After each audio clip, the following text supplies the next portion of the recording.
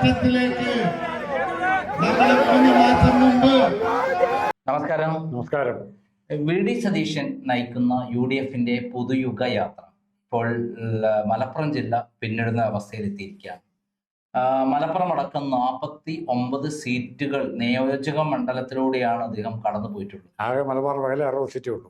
അതെ, മലബാർ എന്ന് പറഞ്ഞാൽ പാലക്കാട് 12 സീറ്റ് അടക്കം വരുമ്പോൾ 48 സീറ്റിന്റെ മലപ്പുറം അടക്കം 48 സീറ്റാണ്. പാലക്കാട് അടക്കുമ്പോൾ 60 സീറ്റ്. ഈ 60 സീറ്റിൽ 48 സീറ്റും ഇപ്പോൾ വി ഡി സതീശൻ കടന്നുപോയ രംഗം, അതായത് വി ഡി സതീശൻ പോലും ഞെട്ടുന്ന തരത്തിലുള്ള, UDFന്റെ നേതാക്കളൊക്കെ ഞെട്ടുന്ന തരത്തിലുള്ള ജനലക്ഷങ്ങളാണ് ഒഴുകിയെത്തിയത്. എവിടുന്നാണ് ഇവിടെ വരുന്നത്? ജനസമുദ്രം ഓരോ സ്ഥലത്തും വന്നുകൊണ്ടിരിക്കുകയാണ്. ഈ അവസ്ഥയിൽ എന്താണ് ഈ നിയമസഭാ ഇലക്ഷനിൽ ഈ യാത്ര എത്രമാത്രം ഗുണം ചെയ്യും? എത്ര സീറ്റുകൾ വരെ UDFന് കിട്ടാൻ സാധ്യതയുണ്ട്? യാത്ര അതിൻ്റെ ജനങ്ങൾ പങ്കെടുക്കുന്ന ആവേശം കൂടെ കാണുമ്പോൾ തിരുവല്ലയിൽ മാർത്തോമ ബിഷപ്പിൻ്റെ ഒരു കമൻ്റ് ഉണ്ടായിരുന്നു. കോൺഗ്രസ് സ്ഥാനാർത്ഥികളെ ജയിപ്പിക്കുന്നത് ജനങ്ങൾ, തോൽപ്പിക്കുന്നത് കോൺഗ്രസ്സുകാരും. ഇപ്പം നമ്മളിവിടെ എത്തി നിൽക്കുന്നത് വി ഡി സതീശൻ്റെ യാത്രയിൽ പങ്കെടുത്ത് ആരും സംഘടിപ്പിച്ചിരിക്കുന്ന യാത്രയല്ല. മുസ്ലിം ലീഗിൻ്റെ ആൾക്കാരുണ്ടാവും, കോൺഗ്രസിന് അങ്ങനത്തെ അത്ര സ്ട്രോങ് സംഘടനാ സംവിധാനം എങ്ങുമില്ല. അപ്പോൾ അവിടെ ഈ എത്തുന്ന ആൾക്കാരാരാ? കോൺഗ്രസ്സുകാരായിരിക്കും, കോൺഗ്രസ് അനുഭാവിയായിരിക്കും. പക്ഷെ ഇന്നലെ വരെ ഇതുപോലെ കോൺഗ്രസിന് വേണ്ടി പ്രവർത്തിക്കാനോ രംഗത്ത് വരാനോ തയ്യാറാകാത്ത ആയിരക്കണക്കിന് ആൾക്കാർ, അല്ലെ 10,000-കണക്കിന് ആൾക്കാർ ഈ യാത്രയിൽ പങ്കെടുക്കാനുള്ള കാരണം എന്താ? 2 കാര്യമുണ്ട്. ഒന്ന്, പിണറായി വിജയനോടുള്ള പക, പേടിയല്ല പക.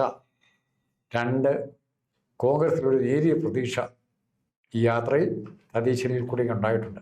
ഇവർ കോൺഗ്രസിൻ്റെ മറ്റു നേതാക്കന്മാർ ആരും മോശക്കാരില്ല. അതാണ് കോൺഗ്രസിൻ്റെ പ്രശ്നം.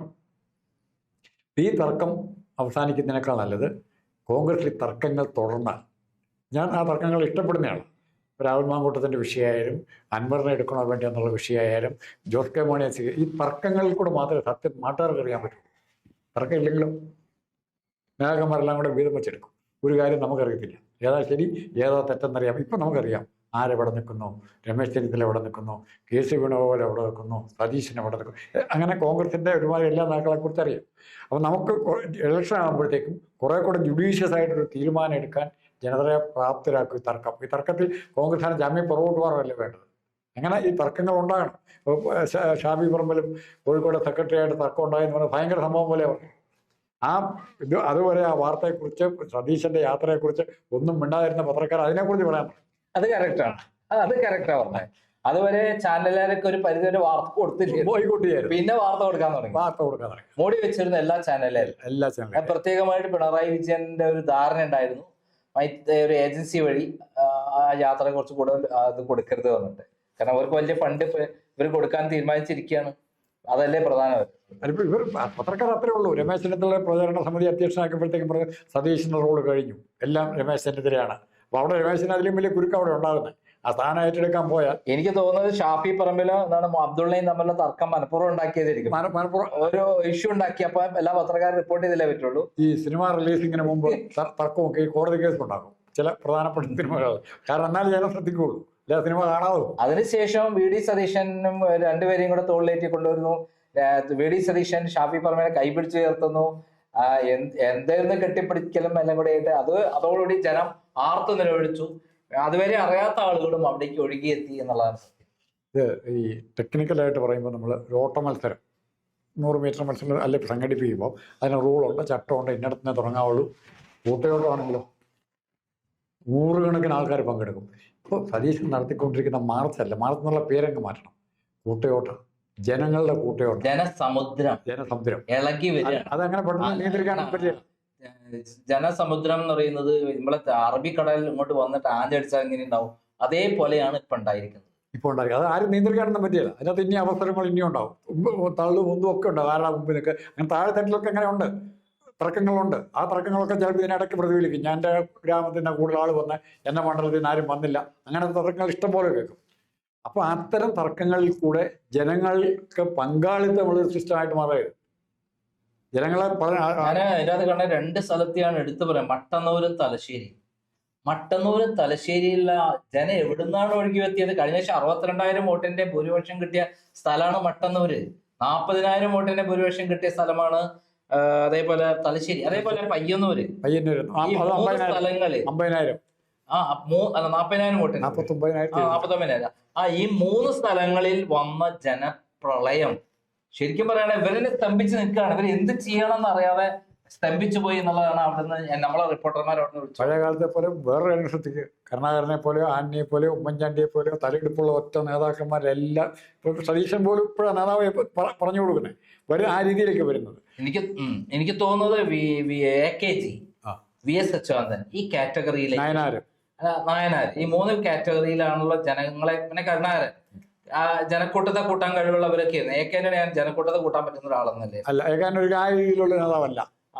അപ്പൊ ഈ 4 നേതാക്കന്മാരെ എടുത്തു നോക്കിക്കഴിഞ്ഞാൽ ഈ 4 പേരുടെ കൂടിച്ചേർന്ന് എങ്ങനെ ഉണ്ടാവും? അതുപോലെയാണ് VD സതീഷിന്റെ ഈ പൊതുവിയോഗ യാത്ര ജനപ്രളയം കൊണ്ട് ജനങ്ങൾ ഇങ്ങനെ ഇളകി മറിഞ്ഞുകൊണ്ട് വരുന്നത്. ആ അർത്ഥത്തിൽ ഈ 48 സീറ്റാണ് ഇപ്പോൾ ഉള്ളത്. അതായത് കാസർഗോഡ്, മഞ്ചേശ്വരം തുടങ്ങി മലപ്പുറത്തെ 16 സീറ്റും കൂട്ടിക്കഴിഞ്ഞാൽ 16 seat Malappuram, 3 seat Wayanad, 13 seat Kozhikode, 13 16 19 32, പിന്നെ 11 സീറ്റ് കണ്ണൂർ, 43, പിന്നെ 5 സീറ്റ് കാസർഗോഡ്, അങ്ങനെ 48 സീറ്റ്. അങ്ങനെ 5 ജില്ലകളാണ് കടന്നു വരുന്നത്. മലപ്പുറവും കോഴിക്കോടും വയനാട്, കണ്ണൂര്, കാസർഗോഡ് 5 ജില്ലകളാണ് കടന്നു പോയിരിക്കുന്നത്. അതിൽ 48 സീറ്റാണുള്ളത് ഇവരെ.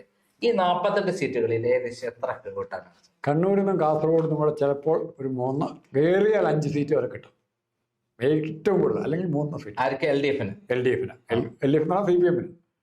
പിന്നെ എവിടെ കിട്ടാനുള്ളത്? പിന്നെ മാക്സിമം ബാക്ക് സീറ്റ് മുഴുവൻ UDF. അപ്പൊ 5 സീറ്റ് മാക്സിമം വേണമെങ്കിൽ ഒരു ബോണസ് ആവാം എന്ന് വിശ്വാസമില്ല. കാരണം മട്ടന്നൂരും തലശ്ശേരിയും കല്യാശ്ശേരിയും അതേപോലെ പയ്യന്നൂരുള്ള ജനങ്ങളുടെ പ്രളയം കണ്ടിട്ട് ഞെട്ടിയത് പിന്നെ CPM ഞെട്ടി. അതായത് അതിലപ്പുറം VD സതീശൻ ആകെ സ്തംഭിച്ച് നിൽക്കുകയാണ്. അല്ല, ഇതിൻ്റെ ഏറ്റവും വലിയ തമാശ VD സതീശൻ വെക്കുന്ന കെണികളിൽ അറിഞ്ഞാണോ അറിയാതെയാണോ പിണറായി വിജയൻ ചെന്ന് കയറി കൊടുക്കുന്നുണ്ട്. VD സതീശനോട് ഇന്റർവ്യൂ മനോരമയുടെ ഏഷ്യാനെറ്റിനാണ് ചോദിക്കുന്നു, പ്രതിപക്ഷ നേതാവ് എന്നുള്ള നിലയിലുള്ള ഏറ്റവും പ്രധാനപ്പെട്ട പ്രവർത്തനം എന്നായിരുന്നു? അപ്പം ഞാൻ പ്രതിപക്ഷ നേതാവായിരുന്ന കാലഘട്ടത്തിൽ ഒരു ബന്ധോ ഹർത്താലോ നടന്ന് ആർക്കെങ്കിലും ജീവന് പരിക്ക് പറ്റിയിട്ടില്ല, ഒരാൾക്ക് ആശുപത്രി പോകാൻ പറ്റാതെ വന്നിട്ടില്ല. എൻ്റെ പ്രതിപക്ഷ നേതാവ് എന്നുള്ള ഏറ്റവും പ്രധാനപ്പെട്ട സംഭാവന അതാണെന്ന് തീരുമാനിക്കുമ്പോഴാണ് ഇവിടെ പൊതുവിനോടൊപ്പം ഹർത്താലുമായി ഒരാഴ്ച കഴിഞ്ഞ് ജനങ്ങൾ വീണ്ടും ആ തിക്ത അനുഭവങ്ങൾ ഓർക്കുക, പെരുവഴി കാത്തു നിൽക്കുന്നത്, രോഗിയെ കൊണ്ടുപോകാൻ പറ്റാത്തത്, ഇതെല്ലാം ജനങ്ങളുടെ മനസ്സിലേക്ക് വരിക. അപ്പോൾ സതീശൻ്റെ ഈ സ്റ്റേറ്റ്മെൻറ്റും ഇവരുടെ ബന്ധം കൂടി ആയപ്പോഴേക്കും ഇളമര കരീമിൻ്റെ ഒക്കെ പ്രസംഗം കൂടി ആയപ്പോഴേക്കും സതീശന് വീണ്ടും എക്സ്ട്രാ മൈലേജ് കിട്ടുക. അല്ല, ഇതില് ഏറ്റവും 2 പ്രധാനപ്പെട്ട സീറ്റ് ഉണ്ട് ഇവിടെ. ഏതാണ്? ബേപ്പൂരുണ്ട്. ബേപ്പൂര് അൻവറിന്റെ അവിടെ, പിന്നെ 2 ധർമ്മടത്തേക്കും പോരാ, പിന്നെ നമ്മുടെ ധർമ്മടവും. ഈ 2 സീറ്റുകളും ഭയങ്കര അപകടത്തിലാണ് എന്നുള്ള ഇന്റലിജൻസ് റിപ്പോർട്ട് പ്രകാരം. ഇപ്പൊ 3-4 ഇന്റലിജൻസ് റിപ്പോർട്ടാണ് പുറത്തു വന്നിരിക്കുന്നത്. ഇന്റലിജൻസ് റിപ്പോർട്ട് 2 എണ്ണം. അത് കേന്ദ്രത്തിന്റെ ഇന്റലിജൻസ് റിപ്പോർട്ട് ലേറ്റസ്റ്റ് വന്നതിലാണ് ഞെട്ടി. മലബാർ മേഖല കംപ്ലീറ്റ് UDF തൂത്തുവാരുന്നതാണ്. അതിന് കാരണം പറയുന്നത് മുസ്ലിം ക്രിസ്ത്യൻ വോട്ട് ഏകീകരണം. രണ്ടാമത്തെ കാര്യം എന്ന് പറയുന്നത് വിശ്വാസികളെ, ശബരിമല ഇഷ്യൂ ആയിട്ട് ബന്ധപ്പെട്ട് വിശ്വാസികളുടെ വോട്ട് ഒന്നടങ്കം UDFിലേക്ക് പോകുന്നു എന്നുള്ളതാണ്. 3 ഭരണവിരുദ്ധ വികാരം. പിണറായി വിജയനോട് പേഴ്സണലായി തന്നെ അറപ്പും വെറുപ്പുമായിട്ടാണ് ജനങ്ങൾ കാണുന്നത്. അദ്ദേഹത്തിന് അതോടുള്ള ഒരു 4ാമത്തെ വിഷയം എന്ന് പറയുന്നത് ഈ VS അച്യുതാനന്ദനോട് ബന്ധപ്പെട്ട സാധാരണ അണികൾ അവര് പൂർണ്ണമായും പ്രാവശ്യം ഭരണം മാറണം. അത് സച്ചിദാനന്ദൻ പറഞ്ഞല്ലോ, അതിലെ ഭരണം മാറണം എന്നുള്ള ചിന്താഗതിയിൽ CPM അണികൾ തന്നെ മാറിക്കുത്തുന്നു എന്നുള്ളതാണ് ഏറ്റവും പ്രധാനം. ഇനിയിപ്പം ഇവര് ഇതിനകത്ത് ഏറ്റവും പറഞ്ഞൊരു കാര്യം എന്താ വെച്ചാല്, വല്ല കാരണവശാലും BJPയും ഇവരും കൂടി ധാരണ വന്നാൽ പോലും അതിനെ മറികടക്കുന്ന ഒരു ട്രെൻഡാണ് ഇപ്പോൾ നടക്കുന്നതെന്നാണ്. 55.6% ആണ് ഭരണവിരുദ്ധ വികാരമുള്ളത്. ആ ട്രെൻഡിന്റെ ഏറ്റവും വലിയ ലക്ഷണം എന്താണെന്നറിയോ? സുകുമാരൻ നായർക്ക് NSS എന്ന് പറയേണ്ട സുകുമാരൻ നായർക്ക് പിണറായി വിജയന് കൊടുക്കാൻ തീരുമാനിച്ചിരുന്ന പിന്തുണയിൽ നിന്നും പുറകോട്ട് കൊണ്ടുവരും, പരസ്യമായിട്ട് പുറകോട്ട് കൊണ്ടുവരും. അതൊരു കറക്റ്റായ സംഭവമാണ്. അതായത് ബി ജെ പിക്ക് SNDPയുമായിട്ട് യോജിച്ച് വെള്ളാപ്പള്ളിയുമായി യോജിച്ച് പോവാന്ന് പറയുന്ന ഒരു കാര്യത്തിൽ NS നേതൃത്വത്തിന്റെ ഒരു മീറ്റിംഗ് കഴിഞ്ഞപ്പോൾ അങ്ങേർക്ക് പിൻവാങ്ങേണ്ടി വന്നു. കാരണം അത് പിണറായി വിജയനെ മധ്യസ്ഥൻ. അതുകൊണ്ട് മാത്രം അത് ഫലത്തിൽ പിണറായി വിജയനെ സഹായിക്കാനുള്ള ഒരു കൂട്ടുകെട്ടാണെന്ന് മനസ്സിലായപ്പോൾ സുകുമാരനാർക്ക് അതുകൊണ്ടല്ല, അതിൻ്റെ അകത്തുള്ള ബഹുഭൂരിപക്ഷ ആളുകളും UDF അനുകൂലമായി നിലപാട്. മാത്രമല്ല ഇയാളുടെ മരുമകന് അകത്താകുന്ന ഒരു സംഭവം കേസ് അതിന്റെ മുകളിലാണ് ഈ പിണറായി വിജയൻ. മകൾക്കും പ്രശ്നമുണ്ട്. അപ്പം മകൾക്കും മരുമകനുള്ള പ്രശ്നമാണ് അതിന് കാരണം. സീറ്റ് അവർക്കും കൊടുക്കുന്നു എന്നുള്ള പറയുന്ന ഇലക്ഷനോട് നിൽക്കാൻ സീറ്റ്. അങ്ങനെ ഒരു പ്രശ്നം ഉള്ളത് കൊണ്ടാണ് സുകുമാരൻ നായരും വെള്ളാപ്പള്ളി പിണറായി വിജയനായിട്ട് വളരെ പെട്ടെന്ന് യോജിച്ചത്. മകളുടെയും മരുമകളുടെ പ്രശ്നം കാരണം. അപ്പം ഈ വിധത്തില് എൻ്റെ ഒരു അഭിപ്രായം പറയുകയാണെങ്കിൽ ആദ്യഘട്ടത്തിൽ തന്നെ VD സതീശന്റെ യാത്ര ഭരണം പിടിച്ചെടുക്കാനുള്ള യാത്രയുടെ ആദ്യഘട്ടം കഴിഞ്ഞിരിക്കുകയാണ്. ഇന്നലെ വരെ എടുത്തു നോക്കുമ്പോൾ 40 സീറ്റ് 150 സീറ്റിൽ 40 സീറ്റ് ഉറപ്പിക്കാം, 8 സീറ്റിൽ അങ്ങോട്ടും ഇങ്ങോട്ടും ഉണ്ടാവാം. അല്ല 150 സീറ്റ് എന്ന് പറയുന്നത് 60 സീറ്റിൽ 40 സീറ്റ് ഉറപ്പിക്കാം. അല്ല 60 സീറ്റായി 48 സീറ്റിൽ 48 സീറ്റിൽ 40 ഉറപ്പിക്കുക, 8ഉം ചിലപ്പോൾ കിട്ടാം. മനസ്സിലായോ? അതായത് അതിൽ ഏറ്റവും അധികം കടപുഴകി തെറിക്കാൻ പോണത് ഒന്ന് തലശ്ശേരി. ഞാൻ വിചാരിക്കുന്നത് CPM തന്നെ ജയിക്കാനും സാധ്യത. ഷംസീർ അത്യാവശ്യം മാറ്റി കഴിഞ്ഞാൽ അവിടെ ഉണ്ടാവില്ല. പിന്നെ ധർമ്മണ് കഷ്ടമാണ്. പിന്നെ മട്ടന്നൂർ 300 കോടി കൊടുത്ത് എക്സ്ട്രാ ബഡ്ജറ്റിൽ 300 കോടി കൊടുത്തതിനാ മോനെ അങ്ങോട്ട് കയറ്റാൻ വേണ്ടിട്ട്, മരുമോനെ കയറ്റാൻ അതും പോയി. പിന്നെ പയ്യന്നൂര് ഇത്തവണ വാട്ടറിലും ആയിരിക്കും. കാരണം അവിടെ ശക്തമായ രൂപത്തിൽ താഴെത്തട്ടിലുള്ള അണികളടക്കം നേതൃത്വത്തെ ചോദ്യം ചെയ്യാൻ തുടങ്ങിയിരിക്കുന്നു എന്നുള്ളതാണ്. അത് വലിയ സംഭവമായി കത്തിക്കൊണ്ടിരിക്കുക. പയ്യന്നൂരും ഉണ്ടാകുന്ന ഡെവലപ്മെന്റുകളും പാലക്കാട് 8 സീറ്റ് നമ്മൾ പറയുന്നത്, നമ്മൾ 40 സീറ്റ് പറയുന്നതിന് പകരം 8 സീറ്റ് ഏതൊക്കെയായിരിക്കും UDFന് കിട്ടാൻ, LDFന് കിട്ടാൻ സാധ്യത പറയാൻ പറ്റുന്നത്? അത് ആദ്യം തന്നെ പയ്യന്നൂർ പറയാം, വേണ മട്ടന്നൂർ പറയാം, അത്യാവശ്യം ധർമ്മടം പറയാം, തലശ്ശേരി പറയാം. ആ 4 സീറ്റ്. പിന്നെ ഏതെങ്കിലും കല്യാശ്ശേരി അങ്ങനെയുള്ള തൃക്കരിപ്പൂരോ കല്യാശ്ശേരിയോ ഏതെങ്കിലും 4 സീറ്റ് 2 സീറ്റ് പറയാം. പിന്നെ കാസർഗോഡ് നിന്ന് കിട്ടുന്നതാണ് തൃക്കരിപ്പൂര് വേണേ കിട്ടാം. തൃക്കരിപ്പൂര് ഉണ്ട്, തൃക്കരിപ്പൂര് കോമ്പിനേഷൻ മാറിയിട്ടുണ്ട്. പിന്നെ കാഞ്ഞങ്ങാട് ഉണ്ട്.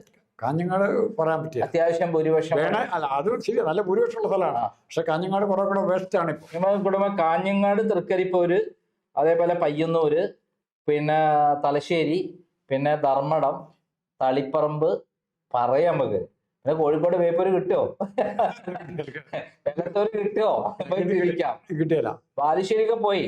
ബാലുശ്ശേരി പോയി, ഒക്കെ ആ ബെൽറ്റ് പോയി. ഇനി ആപ്പാടെ ഉള്ളത് നമുക്ക് 1-2 സീറ്റ് 3 സീറ്റാണുള്ളത്. ആപ്പാടെ പറയുന്നത് കോഴിക്കോട് നോർത്താണ് പിന്നെ ഉള്ളത്. വയനാട് എന്തെങ്കിലും കിട്ടാനുള്ള, പിന്നെ മലപ്പുറം ഒന്നും കിട്ടാൻ പാടില്ല എന്നുള്ളതാണ് എന്റെ അറിവ്. കോഴിക്കോട് ഇങ്ങനെ കിട്ടുന്ന നോർത്ത്. പൊന്നാനി കിട്ടുമോ? പൊന്നാനി നമ്മൾ 8 സീറ്റ് വെക്കാം, നമുക്കൊരു മനസ്സമാധാനം അല്ലേ? 8 സീറ്റ് വെക്കാം. 40 സീറ്റ് എന്തായാലും UDFന് കിട്ടും. 8 സീറ്റ് ചിലപ്പോൾ LDFന് കിട്ടാം. 8 വരെ കിട്ടാം. മുകളിലേക്കില്ല. എന്തായാലും ചിലപ്പോൾ 0 ആയിരിക്കും. എന്റെ ഒരു ഒപ്പീനിയനിൽ എന്റെ ഒരു കണക്കൂട്ടുള്ളത് ഇതുവരെ ഇങ്ങനെയൊരു ട്രെൻഡ് ഞാൻ കണ്ടിട്ടില്ല. കാറ്റല്ല, കാറ്റ് മാറിയ വിഷയമല്ല, കൊടുങ്കാറ്റ് ചുഴലിക്കൊടുങ്കാറ്റ് എങ്ങനെ വന്നിട്ടുണ്ടാവും അതുപോലെയാണ് പ്രളയമായിട്ട് ഈ ജനങ്ങളെ ഇളകിക്കഴിഞ്ഞാൽ ഏത് കള്ളനി ഓടേണ്ടി വരും, ഏത് ഏകാധിപതി ഓടേണ്ടി വരും, ആ സ്ഥിതിയിലേക്കാണ് എത്തിപ്പെട്ട് നിൽക്കുന്നത്.